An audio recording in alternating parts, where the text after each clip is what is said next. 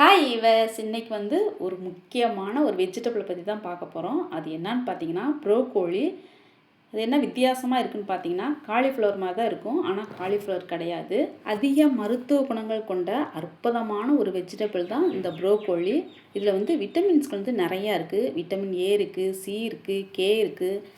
இதனால் நமக்கு மூட்டு வலி, முதுகு வலி இந்த மாதிரி பிரச்சனை இருக்கிறவங்க வாரத்தில் 2 முறை சூப்பு செய்து சாப்பிட்லாம். உடம்புல சர்க்கரை அளவை சீராக வச்சுக்க உதவுது. அது மட்டும் இல்லாமல் நார்ச்சத்து அதிகமாக இருக்கனால உடல் சார்ந்த பிரச்சனையில் சரி செய்யும் இந்த வெஜிடபிள் உதவியாக இருக்குது.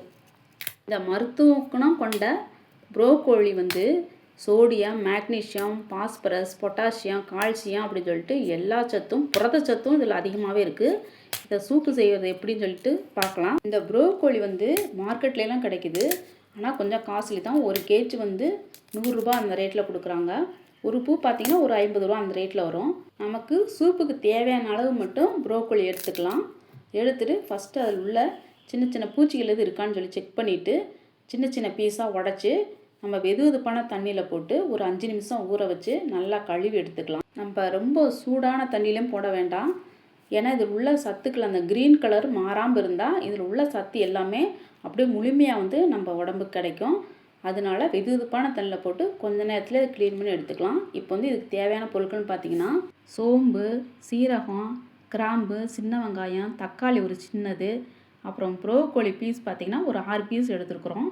இது நமக்கு தேவையானது போதும். ஒரு 3 டம்ளர் அளவுக்கு பண்ணிக்கலாம். ஃபஸ்ட்டு கொஞ்சமாக எண்ணெய் ஊற்றி வெங்காயம், சோம்பு, சீரகம், கிராம்பு, தக்காளி இதெல்லாம் போட்டு நல்லா வணக்கிடலாம். ஆயில் கொஞ்சமாக சேர்த்துக்கிறது நல்லது, ஏன்னா இது கொலஸ்ட்ராலை குறைக்கிறதுக்கும் இந்த ப்ரோக்கோலி ரொம்ப யூஸ்ஃபுல்லாக இருக்குது.